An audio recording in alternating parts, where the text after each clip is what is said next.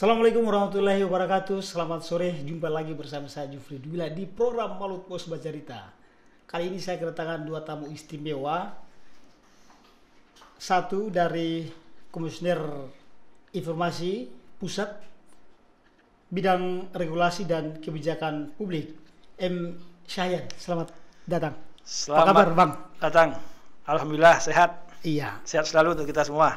Alhamdulillah. Narasumber kedua, Ketua Komisi Informasi Maluku Utara, Bang Asis Marsole. Apa kabar, Bang? Alhamdulillah baik. Selamat datang. Terima kasih banyak. Iya. Oke, tentu pembicaraan kita, topik kita pada kesempatan ini menyangkut dengan keterbukaan informasi publik, terutama di Provinsi Maluku Utara. Saya ke Bang Syahyan. Ya.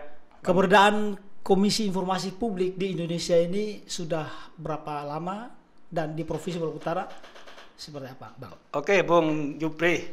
Jadi Komisi Informasi ini kan undang-undangnya itu Ya. Disahkan itu pada tahun 2008. Ya. Jadi 2008, 2 tahun setelah itu baru provinsi diwajibkan untuk membentuk komisi di masing-masing provinsi.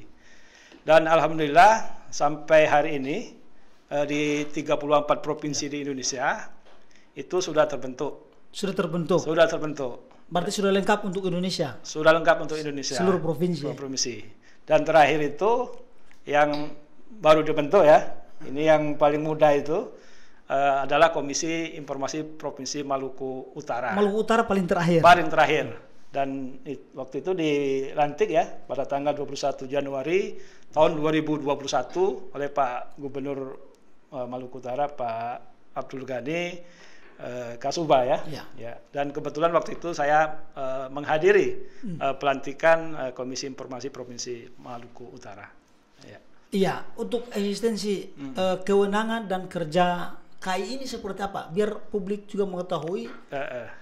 Ya, di dalam Undang-Undang 14 tahun 2008 tentang keterbukaan informasi publik, di sana dijelaskan bahwa Komisi Informasi ini kan merupakan lembaga mandiri, ya, yang bertugas menjalankan amanat Undang-Undang Keterbukaan Informasi Publik, kemudian menetapkan petunjuk teknis dan petunjuk pelaksana keterbukaan informasi publik, dan bertugas salah satunya adalah menerima, memeriksa, dan memutus sengketa informasi publik. Jadi tugas Komisi Informasi ini adalah menyelesaikan sengketa informasi publik ketika ada sengketa informasi yang diajukan oleh pemohon informasi atau masyarakat kepada badan publik. Masyarakat atau misalnya ada lembaga lain yang bukan pemerintah juga bisa. Ya, jadi pemohon informasi itu di dalam undang-undang itu ada 3, ya, ada 3 kelompok ya. Yang pertama adalah masyarakat secara pribadi, warga negara Indonesia. Jadi bukan warga negara Indonesia itu tidak bisa. Ya. Jadi syaratnya itu adalah warga negara harus Indonesia. Warga negara Indonesia. Iya. Yang bukan warga negara Indonesia tidak bisa. Tidak bisa. Itu dibuktikan dengan fotokopi KTP atau penduduk atau identitas kependudukan lainnya.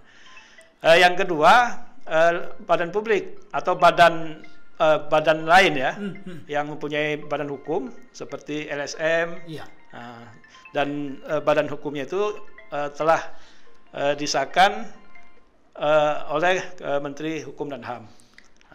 Yang ketiga adalah artinya badan hukum yang punya legalitas. Iya, yang disahkan oleh Kementerian Hukum dan HAM. Umpamanya LSM itu, tapi harus disahkan oleh Kementerian Hukum dan HAM. Ya. Yang ketiga adalah kelompok orang. Nah, kelompok orang ini syaratnya adalah harus melampirkan surat kuasa dan fotokopi pemberi kuasa. Jadi umpamanya ada kelompok tani umpamanya ya, ada 10 orang, maka bisa mereka mengajukan sengketa informasi atau bisa mengajukan permohonan informasi. Nah, tentunya harus diwakilkan 1 orang ya, ketuanya. Nah, tapi yang lain ini harus melampirkan surat kuasa dan fotokopi pemberi kuasa. Jadi ada 3 kelompok. Oke. Sebelum kita masuk ke Maluku Utara, untuk Indonesia secara umum, soal keterbukaan informasi publik di Indonesia di lingkup pemerintah seperti apa dalam amatan KI? Kalau untuk pusat dulu ya. Ya. Kalau untuk pemerintahan pusat, kementerian atau lembaga pusat itu tingkat keterbukaan informasinya sudah cukup baik ya. Ini berdasarkan hasil monitoring dan evaluasi yang dilakukan oleh Komisi Informasi Pusat pada tahun 2021 yang lalu. Kalau untuk keterbukaan informasi untuk tingkat kementerian itu hampir 99% itu mereka sudah masuk dalam kategori informatif. Itu untuk kementerian. Kemudian untuk lembaga non struktural seperti KPU, Bawaslu, itu juga sudah informatif ya. Kalau untuk pemerintah provinsi ya, dari 34 provinsi di Indonesia, 10 provinsi itu sudah masuk dalam kategori informatif. 10 provinsi. 10 provinsi. Dari 34 provinsi. Dari 34 provinsi. Jadi artinya sudah menunjukkan inilah arah ke perbaikan. Jadi setiap tahun itu ada terus peningkatan keterbukaan informasi di Indonesia. Memang kita ketahui bersama memang untuk Maluku Utara ini memang hasil monitoring dan evaluasi yang kita lakukan di 2021 itu memang posisi kita masih sangat masih di bawah. Oke, kita tahan dulu. Saya Iya. Ketua KI Maluku Utara. Iya. Untuk di Maluku Utara sendiri seperti apa, Bang Asis? Iya, ini Maluku Utara sebagaimana disampaikan tadi oleh Bang Sahyan Fungsioner tadi, memang dari hasil Monef maupun IKIP di 2020 maupun 2021 kemarin, ya Maluku Utara kita menempati juru kunci. Ya paling tidak nomor juru kunci terakhir. Tapi tidak terakhir juru kunci sekali ya. Iya. 2-3 setelah itu ada 2 provinsi di bawah itu. Iya. Jadi kita urutan ke-32.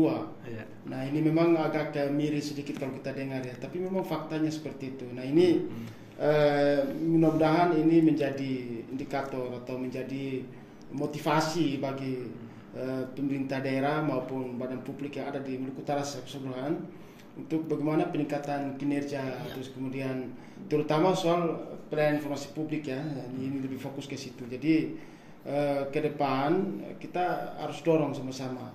Memang hampir hasil sosialisasi kunjungan, terus kemudian kunjungan Komisi Informasi Provinsi ke badan publik maupun OPD di Maluku Utara itu memang kita bisa simpulkan bahwa pelayanan publik belum maksimal.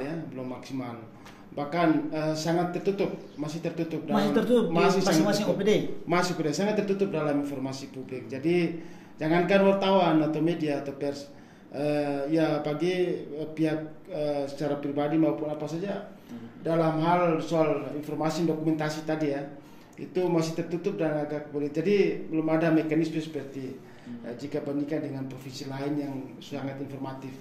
Ini yang harus makanya leading sector kita harus dorong agar supaya semua OPD terutama badan publik harus punya website, harus punya mereka harus punya website itu PPD wajib kan tadi sudah singgung oleh Bung Sahyan.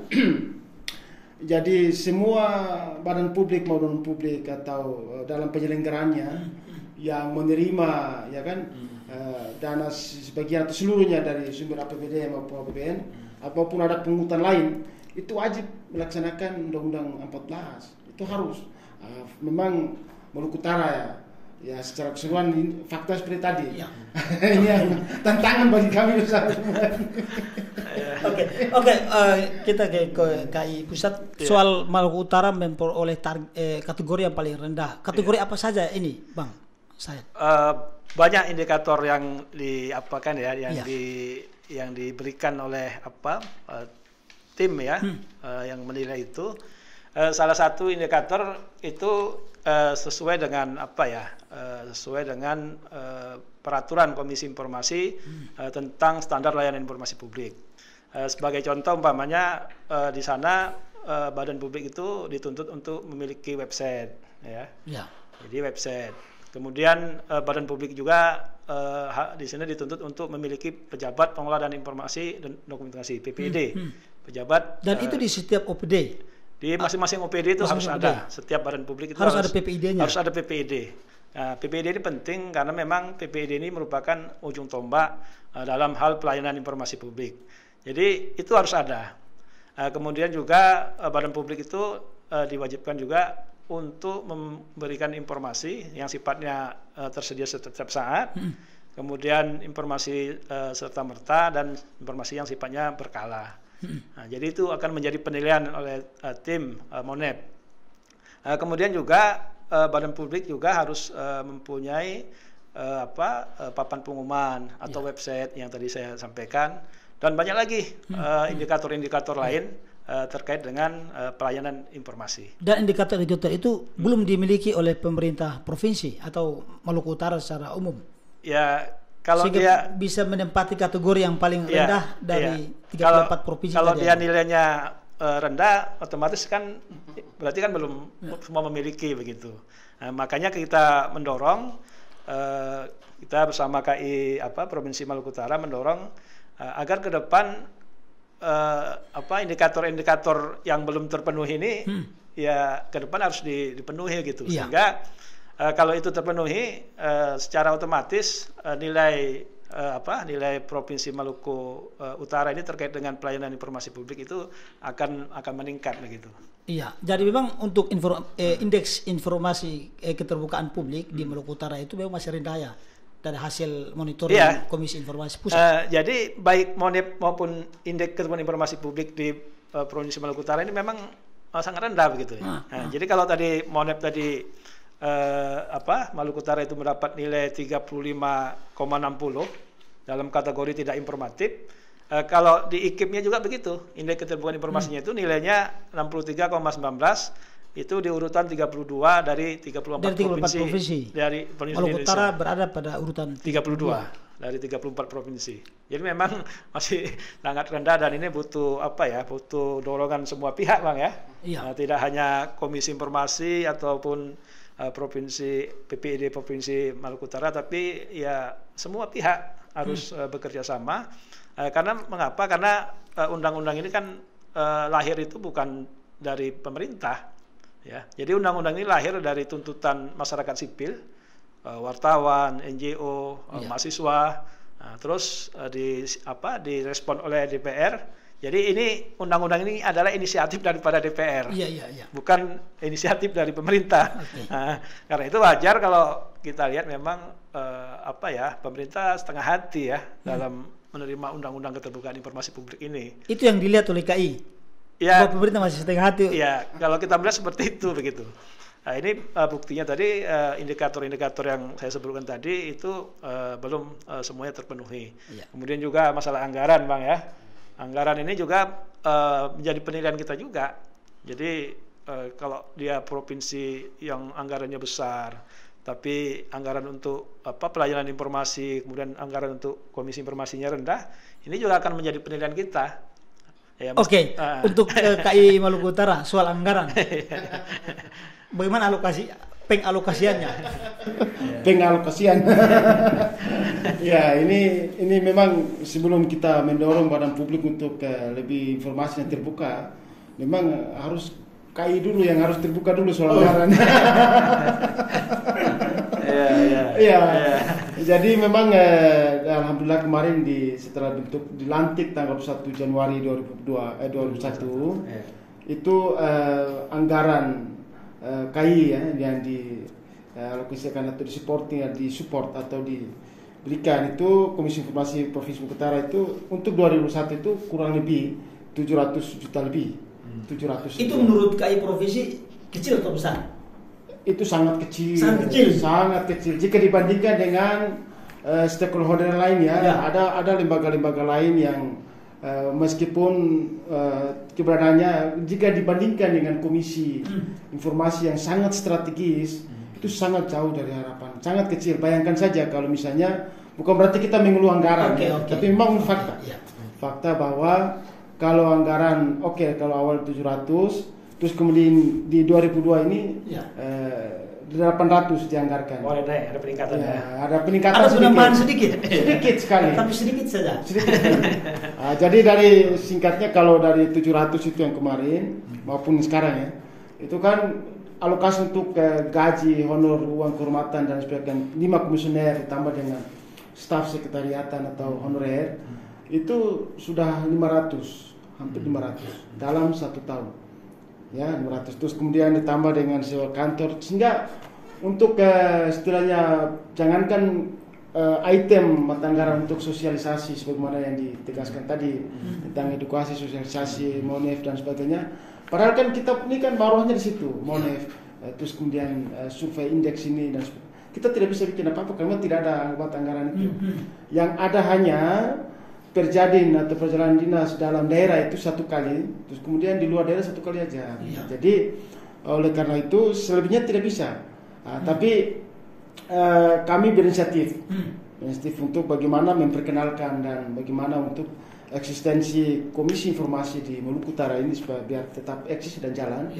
Itu dibuktikan pertama kan setelah dilantik hari ini Pak Sayan sebagai saksi hidup saat itu yang datang langsung dorong, langsung bentuk, dan beliau dorong. Setelah beliau balik besoknya, apa yang pertama yang kami lakukan? Media salah satunya adalah Malepost ya kami, karena kami yakin media. Setelah itu semua badan publik yang ada di provinsi maupun yang ada di Kota Ternate sudah kita jangkau hampir. Tapi saat ini responsif pemerintah daerah tentang keberadaan KI di Maluku Utara itu yang Bang Aziz lihat seperti apa? Ya, kalau bilang responsif ya masih saya sependapat, masih setengah hati ya. Belum sepenuhnya 100%. Salah satu indikatornya adalah supporting anggaran dengan supporting kesekretariatan, maksudnya tenaga ya. Karena memang kami maklumi karena mungkin baru, jadi alhamdulillah ini ada 4 ASN yang memang ditugaskan untuk membantu kesekretariatan kami menurut SK. Jadi karena secara undang-undang sekretaris Komisi Informasi itu melekat di sekretaris Dinas Kominfo. Jadi dia ex officio dari dinas itu. Jadi bayangkan saja kadis sekretaris dinas urus banyak hal tentang Kominfo, ngurus lagi di sini, dia pusing. Jadi kalau mau mandiri betul-betul seperti badan-badan lain ya memang harus lepas penuhnya. Tetapi ya ada plus minus, tapi ke depan harus pikirkan seperti itu. Tentu ada payung hukum untuk melihat itu. Tapi yang jelas kami sangat optimis meskipun dengan anggaran yang seperti itu, jika dibandingkan dengan yang lain masih jauh di bawah. Optimis akan tetap menjalankan. Karena gaji ya terkait dengan itu, gaji ketua saya sendiri ya itu 8 juta. Itu menurut saya sudah standar. Tapi jika dibandingkan itu ke Pak Sayan, itu. Oke, saya Pak Sayan. Tentu publik juga ingin tahu bagaimana menseketakan sebuah informasi yang tidak diperoleh oleh publik. Misalnya saya ingin mendapat APBD, namun pemerintah tidak mau memberikan. Bagaimana saya bisa sengketakan hal tersebut ke KI? Oke. Sebelum ke sana saya ingin menyinggung juga terkait dengan anggaran. Terkait anggaran Komisi Informasi ini sebenarnya pemerintah pusat atau Mendagri itu telah mengeluarkan Peraturan Menteri Dalam Negeri nomor 27 tahun 2001 tentang pedoman penyusunan anggaran pendapatan belanja daerah 2022. Nah, jadi di sana itu diatur item-item yang harus disiapkan oleh pemerintah daerah, yaitu ada 4 item Pak Aziz. Yang pertama itu pemerintah daerah itu harus menganggarkan anggaran terkait sosialisasi Undang-Undang Keterbukaan Informasi Publik. Kemudian juga yang kedua, pemerintah daerah juga harus menganggarkan anggaran untuk monitoring dan evaluasi keterbukaan informasi publik. Kemudian ketiga, anggaran terkait dengan penyelesaian sengketa informasi publik. Dan yang keempat yang harus dianggarkan adalah anggaran operasional Komisi Informasi provinsi atau kabupaten kota. Itu yang harus dianggarkan oleh Pemda. Iya, sesuai amanat Permendagri 27 2001 tersebut. Kemudian pertanyaan Bung Jupri tadi terkait dengan bagaimana masyarakat mau mensengketakan ke Komisi Informasi Publik. Di dalam peraturan Komisi Informasi itu diatur tentang prosedur permohonan informasi dan prosedur penyelesaian sengketa informasi. Umpamanya kita contoh, Bang Jupri ingin meminta informasi terkait dengan APBD APBD Provinsi Maluku Utara.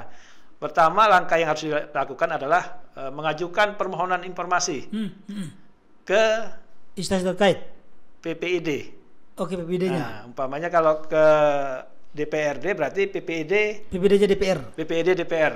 Ya, jadi sana mengajukan permohonan informasi.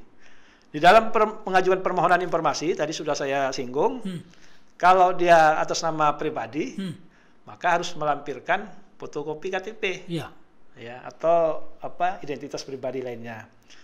Kemudian PPD itu diberi waktu 10 hari untuk menjawab. Diberi waktu 10 hari 10 untuk hari menjawab. untuk menjawab. Jadi kalau tanggal 1 berarti tanggal hari kerja ya, bukan tidak Iya. dihitung hari libur ya. Iya, iya. Nah, 10 hari kerja untuk menjawab. Lantas kalau umpamanya badan publik atau PPD membutuhkan waktu lagi, 10 hari ini sepertinya kurang begitu ya. Karena data yang diminta terlalu banyak. Nah, maka mereka diberi waktu tambahan itu 7 hari. 7 hari lagi. 7 hari kerja. Jadi 10 tambah 7 berarti 17 hari. Iya, 17 hari. Itulah waktu badan publik atau PPD untuk menjawab permohonan informasi Dari si pemohon. dari pemohon. Ya. Nah, kemudian apabila dalam waktu 10 tambah 7 tadi juga tidak diberikan, Iya. ya, tidak ada jawaban atau dijawab, Tidak ada konferensi balik ya. tidak dari- ada jawaban publik. atau respon ya. Iya. Nah, maka pemohon tadi bisa mengajukan keberatan ke atasan PPID. Ke atasannya. Ya, jadi kalau umpamanya tadi PPID-nya adalah sekretaris, maka atasannya Jadi memang prosesnya tidak bisa langsung ke KI-nya, tapi harus ke Iya. instansi terkait juga dulu. iya harus dilalui itu dulu. Jadi kalau umpamanya PPID tadi atasan PPID umpamanya siapa? Ketua DPRD Iya. atau sekretaris DPRD. Iya. Nah, maka diajukan keberatan ke atasan Ke atasan PPID. PPD-nya. Nah, atasan PPID itu dikasih waktu untuk menjawab 30 hari kerja. Jadi lama memang ini. Prosesnya Jadi, panjang. Panjang, ya, 30 hari kerja. Nah, kemudian selama 30 hari kerja tadi tidak ada jawaban atau jawabannya tidak sesuai dengan yang diminta. Umpamanya minta lembu dikasih kambing umpamanya. Iya, iya. Nah, umpamanya minta data anggaran APBD dikasih data lain gitu. Kita tidak puas. Itu data lain dikasih Tidak puas kepada kita pemohon. ya. Nah, kepada pemohon. Karena tidak puas, maka pemohon informasi ini bisa mengajukan permohonan penyelesaian sengketa informasi ke Komisi Informasi Provinsi Maluku Utara. Nah, jadi waktunya juga diatur ya. Jadi 30 hari, habis masa 30 hari, maka pemohon dikasih kesempatan untuk mengajukan permohonan penyelesaian sengketa itu 14 hari setelah 30 hari. 14 hari setelah 30 hari. Jadi kasih waktu 14 hari kerja setelah habis waktu 30 hari tadi. Iya. Atau setelah 2 hari dijawab. Tapi tidak diberikan ya. Nah, maka setelah dijawab tadi itu dikasih waktu 14 hari. Nah, itu waktu untuk permohonan penyelesaian sengketa informasi ke Komisi Informasi. Nah, setelah itu baru Komisi Informasi melakukan pengecekan terkait dengan data-data apakah sesuai, semacam verifikasi gitu. apakah sesuai, apakah ada KTP-nya, permohonan informasinya dan lain sebagainya. Nah, setelah itu lengkap, maka Komisi Informasi bisa menjadwalkan proses persidangan di Komisi Informasi. Jadi nanti mereka akan disidang. Jadi pemohon dipanggil, kemudian termohon dipanggil, nanti di sana akan disidangkan. Nah, dalam menyelesaikan sengketa informasi, Majelis Komisioner istilahnya MK, Majelis Komisioner itu menyelesaikan dengan 2 cara. Pertama dengan cara mediasi dan yang kedua secara adjudikasi non litigasi. Nah, proses mediasi ini dilakukan apabila termohon menyatakan bahwa informasi itu tidak masuk dalam kategori informasi yang dikecualikan. Tapi kalau termohon menyatakan bahwa informasi yang dimohonkan adalah informasi yang dikecualikan, maka tidak ada proses mediasi, tapi langsung adjudikasi. Nah, seperti di persidangan di pengadilan. Di dalam sidang pertama itu akan diperiksa 4 hal oleh majelis. Pertama legal standing. Jadi KI juga punya majelis. Iya. Jadi majelis itu ya bersidang seperti di pengadilan. Iya. Jadi dalam sidang pertama itu majelis akan memeriksa 4 hal. Yang pertama adalah legal standing pemohon, kemudian yang kedua legal standing termohon, kemudian kewenangan Komisi Informasi, kemudian yang keempat batas waktu Ya. permohonan informasi tadi. Jadi kalau ini semua terpenuhi, maka akan lanjut sidang adjudikasi tadi. Tapi kalau tidak terpenuhi, maka permohonan akan ditolak atau akan dibuat putusan selah. Jadi begitu prosesnya Bung Jupri. Oke, Bang Aziz ada penambah? Ya, saya kira ini banyak hal yang harus kita ke depan untuk bagaimana untuk mendorong keterbukaan di informasi khususnya di Maluku Utara. Jadi karena memang hasil kunjungan dan sosialisasi maupun MONEF kemarin ya, dengan peringkingan yang sangat ini ya kita lihat agak tragis sedikit ini jeruk kunci di bawah. Nah, kita tidak mungkin inginkan seperti itu. Paling tidak dia harus levelnya dinaikkan. Oleh karena itu semua badan publik yang ada di Maluku Utara ini ya. Jadi ada slip yang baru itu kan ada masukan badan publik itu kategori dan seterusnya ada indikator-indikatornya. Itu harus ke depan harus ikuti.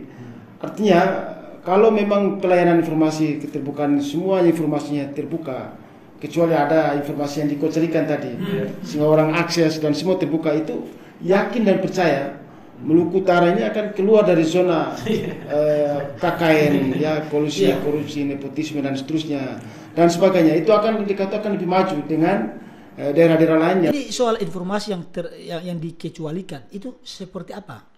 Ya, ada informasi tadi ada 4 tadi yang dikategorikan ada informasi yang menurut badan publik tadi ada dikocekkan diatur dalam ketentuan itu. Misalnya data atau informasi ini ketika diberikan kepada pemohon akan ada ancaman, misalnya ada gangguan, ada potensi-potensi tertentu. Misalnya informasi dikuasai oleh, katakanlah begini, kami minta ke badan pangan, dinas pangan misalnya, kita minta data terkait dengan potensi hama penyakit yang ada di sini.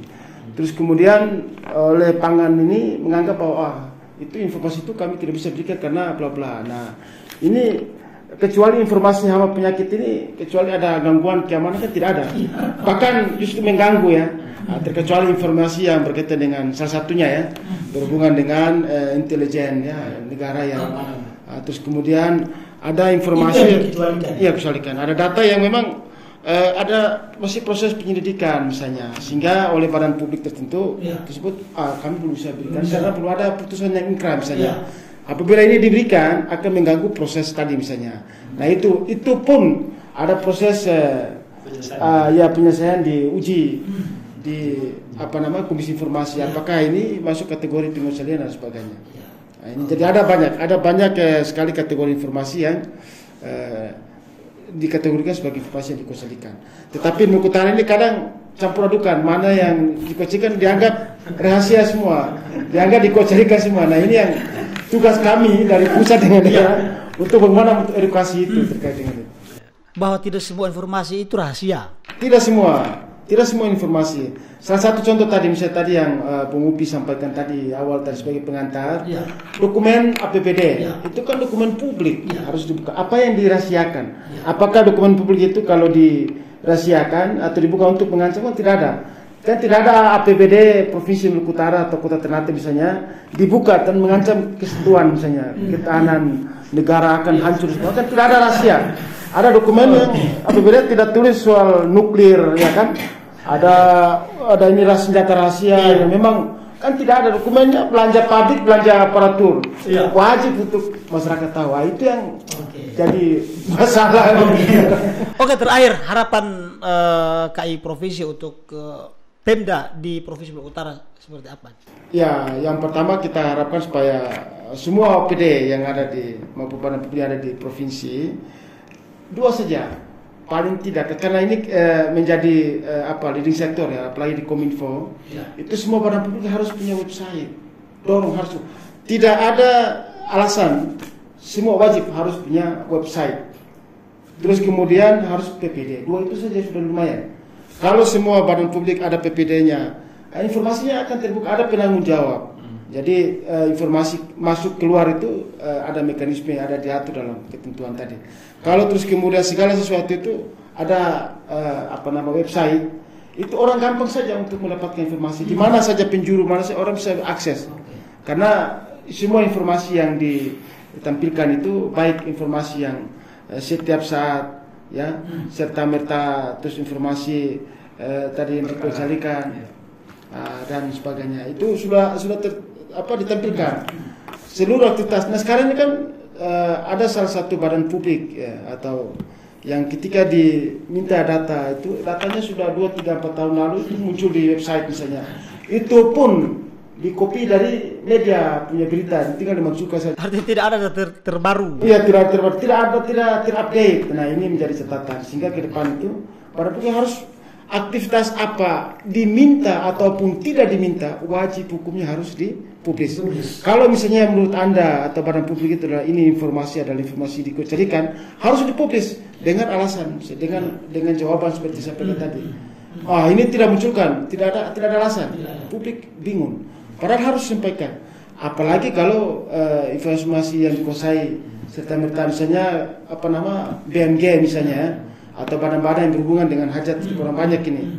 Ini ada potensi Gunung Gamalama besok akan potensi batuk misalnya. Ini dia harus informasikan sekarang. Ada early warning system. Harus secepatnya. Ada potensi gunung meletus atau ada tsunami misalnya. Dia harus sampaikan. Kalau dia tidak berikan, sehingga potensi bencana tadi muncul, masyarakat jadi korban. Badan publik ini harus diproses itu yang menjadi kita dorong untuk ke depan sama-sama untuk itu. Itu yang harus diprioritaskan. Dan terutama soal anggaran tadi terakhir anggaran. Ini terutama kita karena ini inisiasi ini dilahir dari Dewan DPRD Legislatif. Jadi kalau anggaran yang bagi kami Komisi Informasi 700 naik ke 100 itu 11-12. Iya 11-12. Artinya paling tidak kita punya kewajiban Permendagri 27/2001 tadi dari 4 fungsi tadi yang indikator tadi, minimal dia harus menghitung. Sehingga fungsi-fungsi lain seperti fungsi utama kami adalah menerima, memeriksa, memutuskan sengketa tadi, dia harus jalan sengketa. Ya kan sengketa informasi itu. Terus kemudian sosialisasi dan seterusnya. Ini harus jalan. Maupun anggaran terkait dengan advokasi dan sebagainya. Ini kalau pemerintah daerah baik eksekutif maupun legislatif kemudian dorong, maka kami akan lebih full power lagi untuk data lebih bagus. Artinya lebih jangkauan. Ini harapannya ke DPR nih. Harapan ke DPR, terus kemudian terutama di Komisi 1 sebagai mitra yang melahirkan ini, terus kemudian di Banggar ya. Jadi kalau memang ada politik anggaran ke depan, tolong seperti Komisi Informasi ini harus diperhatikan. Karena leading sektor sekarang adalah era informasi. Era sekarang adalah era informasi. Kalau Maluku Utara mau maju, mau lebih bagus lagi kinerjanya, jauh dari segala praktek penyalahgunaan dan sebagainya, harus informasi, tidak ada kunci yang lain, informasi. Harus ada keterbukaan informasi. Keterbukaan informasi. Kalau informasi terbuka dan segala itu sudah pasti akan jamin negeri ini akan lebih maju lagi. Bang Sayan, harapannya ke Pemda. Ya, yang pertama saya ingin sampaikan bahwa Undang-Undang Keterbukaan Informasi Publik ini adalah undang-undang yang memberi jaminan kepada masyarakat untuk mendapatkan haknya, mendapatkan akses informasi.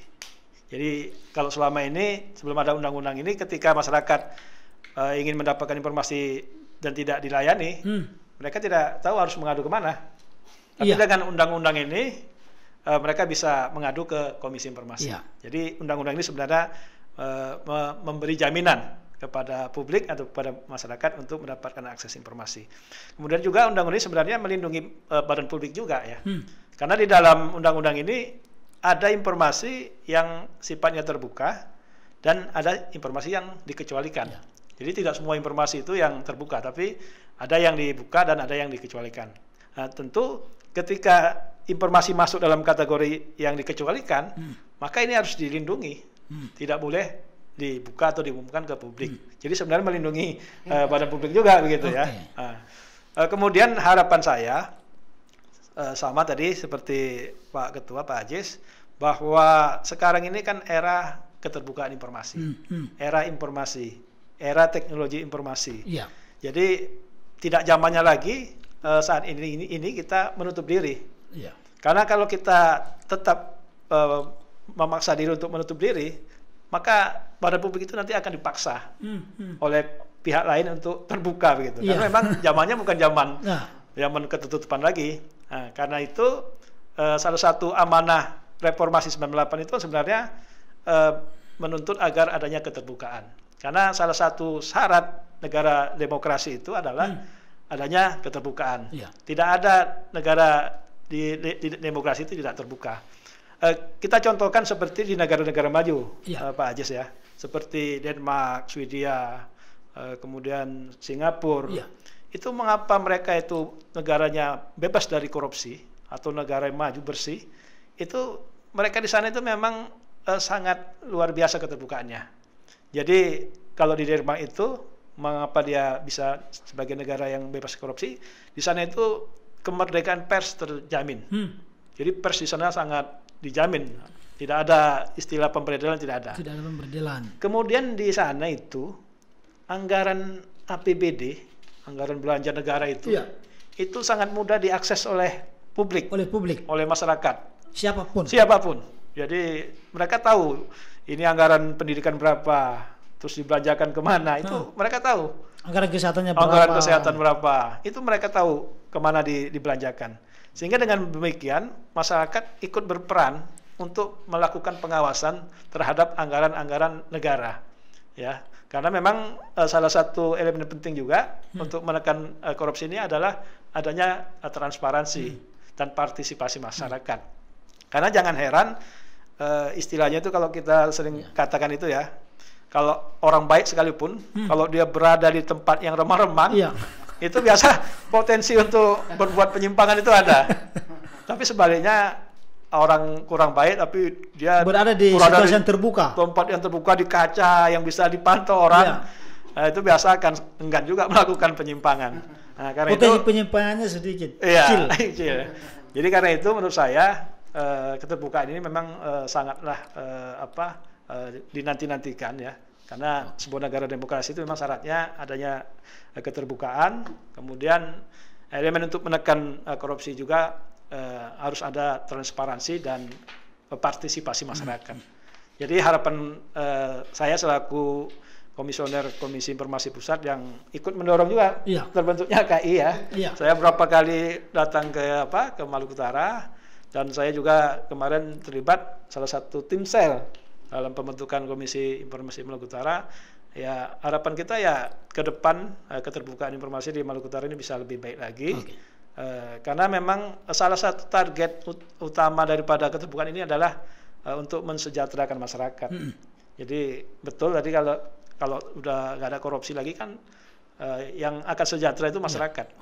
Tapi kalau korupsi masih banyak, umpamanya dana pendidikan itu dikorupsi, tentu anak-anak kita akan menjadi bodoh karena tidak mendapatkan kesempatan untuk sekolah dengan baik. Sama juga dengan anggaran kesehatan. Kalau anggaran kesehatan dikorupsi, maka gizi anak kita itu juga akan rendah, sehingga tidak bisa bersaing dengan anak-anak di negara lain. Karena itu yang namanya korupsi itu memang jadi musuh kita bersama, dan salah satu elemen penting untuk menekan penurunan angka korupsi itu adalah transparansi dan partisipasi masyarakat. Itu menurut saya. Demikian perjumpaan kita pada sore hari ini, dan terima kasih Pak Sahyan, Pak Asis yang sudah mendapatkan waktu datang ke studio Malutus. Dan saya akhiri, wassalamualaikum warahmatullahi wabarakatuh. Waalaikumsalam warahmatullahi wabarakatuh.